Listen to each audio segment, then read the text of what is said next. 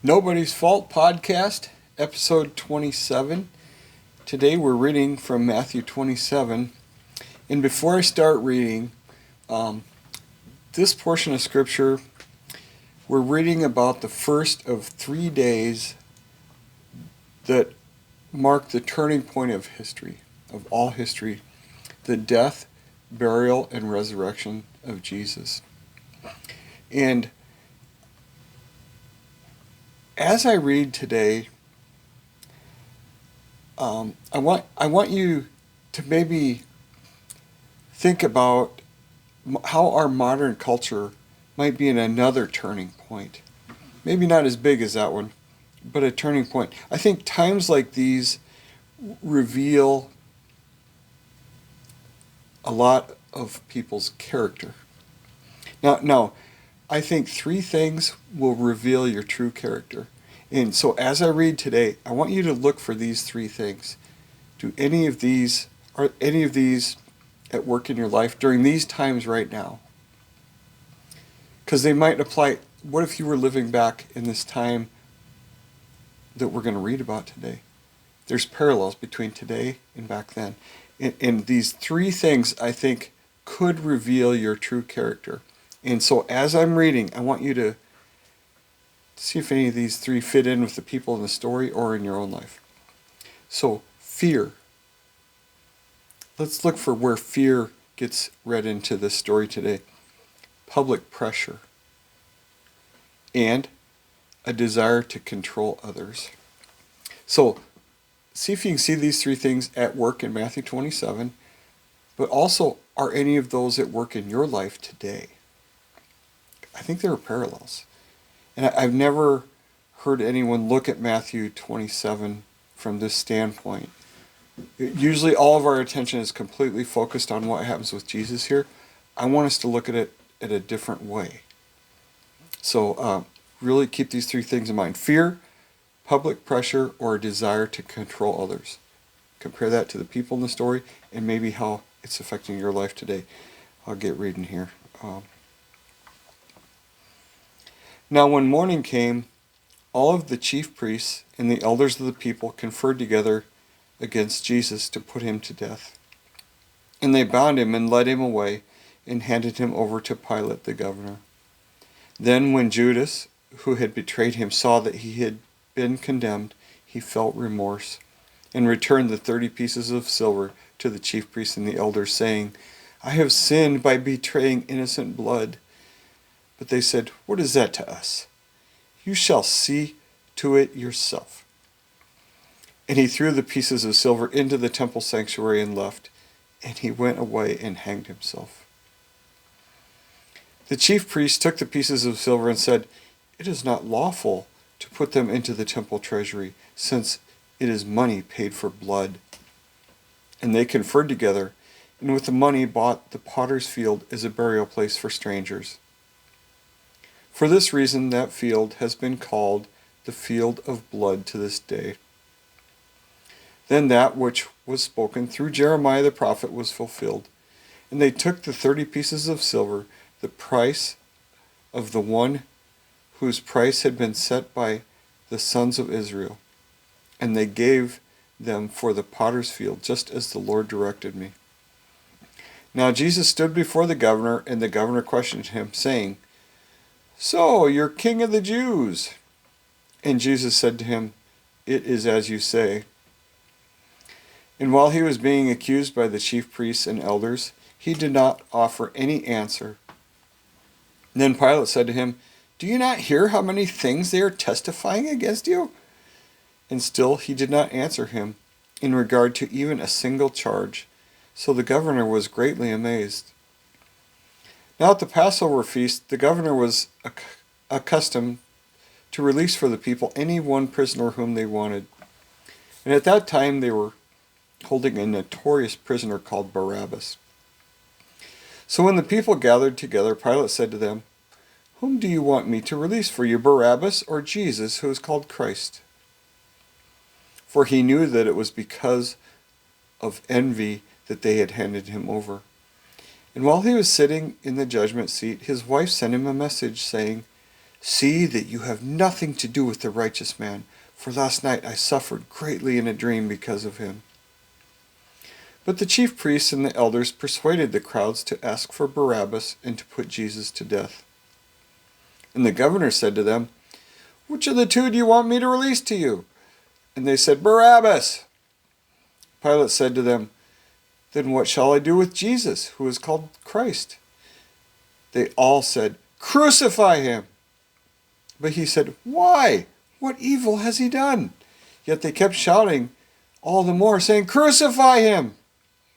Now when Pilate saw that he was accomplishing nothing, but rather that a riot was starting, he took water and washed his hands in front of the crowd, saying, "I am innocent of this man's blood. You yourselves shall see." And all of the people replied, "His blood shall be on us and on our children." Then he released Barabbas for them. But after having Jesus flogged, he handed him over to be crucified. Then the soldiers of the governor took Jesus into the praetorium and gathered the whole Roman cohort to him. And they stripped him and put a red cloak on him. And after twisting together a crown of thorns, they put it on his head and put a reed in his right hand. And they knelt down before him and mocked him, saying, "Hail, King of the Jews!" And they spit on him. And they took the reed and beat him on the head. And after they had mocked him, they took the cloak off him and put his own garments back on him and led him away to crucify him. As they were coming out, they found a man of Cyrene named Simon, whom they compelled to carry his cross. And when they came to a place called Golgotha, which means place of a skull, they gave him wine mixed with bile to drink, and after tasting it, he was unwilling to drink it. And when they had crucified him, they divided his garments among themselves by casting lots. And sitting down, they began to keep watch over him there, and above his head they put up the charge against him, which read, "This is Jesus, the King of the Jews." At that time 2 rebels were being crucified with him, one on the right and one on the left. And those passing by him were speaking abusively to him, shaking their heads, saying, "Who are you who are going to destroy the temple and rebuild it in 3 days? Save yourself. If you are the Son of God, come down from the cross." In the same way, the chief priests also, along with the scribes and elders, were mocking him and saying, "He saved others. He cannot save himself. He is the King of Israel. Let him come down from the cross, and we will believe in him. He has trusted in God. Let God rescue him. Rescue him now, if he takes pleasure in him." For he said, "I am the Son of God." And the rebels who had been crucified with him were also insulting him in the same way. Now from the 6th hour, darkness fell upon all the land until the 9th hour. And about the 9th hour, Jesus cried out with a loud voice, saying, "Eli, Eli, lema sabachthani?" That is, my God, why have you forsaken me?" And some of those who were standing there, when they heard it, said, "This man is calling for Elijah." And immediately one of them ran, and taking a sponge, he filled it with sour wine and put it on a reed and gave him a drink. But the rest of them said, "Let us see if Elijah comes to save him." And Jesus cried out again with a loud voice and gave up his spirit. And behold, the veil of the temple was torn in two from top to bottom, and the earth shook and the rocks were split. Also the tombs were opened, and many bodies of the saints who had fallen asleep were raised. And coming out of the tombs after his resurrection, they entered the holy city and appeared to many. Now as for the centurion and those who were with him, keeping guard over Jesus, when they saw the earthquake and the other things that were happening, they became extremely frightened and said, "Truly this was the Son of God." And many women were there watching from a distance, who had followed Jesus from Galilee while caring for him. Among them were Mary Magdalene, Mary, the mother of James and Joseph, and the mother of the sons of Zebedee.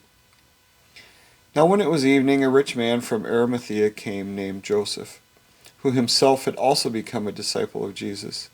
This man went to Pilate and asked for the body of Jesus. Then Pilate ordered it be given to him. And Joseph took the body and wrapped it in a clean linen cloth and laid it in his own new tomb, which he had cut out of the rock. And he rolled a large stone against the entrance of the tomb and went away. And Mary Magdalene was there, and the other Mary, sitting opposite the tomb. Now on the next day, that is the day which is after the preparation, the chief priests and the Pharisees gathered together with Pilate, and they said, "Sir, we remember that when that deceiver was still alive, he said, 'After 3 days I am rising.' Therefore give orders for the tomb to be made secure until the 3rd day. Otherwise, his disciples may come and steal him, and say to the people, 'He has risen from the dead.' And the last deception will be worse than the first." Pilate said to them, "You have a guard. Go make it as secure as you know how." And they went and made the tomb secure, with the guard sealing the stone. So, did you see fear, public pressure, desire to control others in the people there? I think those things are still active in us today. And they're ways that our character is really tested. And I want us to think about something that you may not see in that story, but when does free speech become hate speech? I think it's alluded to in the story we just read. When does free speech become hate speech? There were a lot of people claiming different things in that story, many of them untrue. Was that hate speech? Jesus was crucified because of the lies. I think we have the same kind of spirit active today, where truth is being sacrificed for fear, public pressure, or desire to control others. I think there's definite parallels between today and what we read in Matthew. That was a turning point in all of world history. We're at another smaller turning point. I think there's a parallel. I'm just going to throw this in. I heard a pastor say this earlier this week. We all have a right to be dumb and offended. What do you think of that? Do we have a right to be dumb and offended? If we do something dumb and get hurt in some way, we should not be offended when people poke fun at us. Right? It's just a side thought. And as I was thinking about this tonight, preparing the video, I thought, what are the opposites of fear, public pressure, and a desire to control others? These are the 3 things that came to my mind. What do you think? I'd like to see some comments on this. I came up with the opposite of fear might be courage. The opposite of public pressure, giving into it, might be self-control. Or how about the offset to a desire to control others would be freedom. I think we're all built for freedom. The problem with freedom, though, is it requires responsible people. And for people to be responsible, they have to have self-control. So those are some things to think about. I'm curious what you guys think. Thanks for listening, and hopefully I'll see you tomorrow. Bye.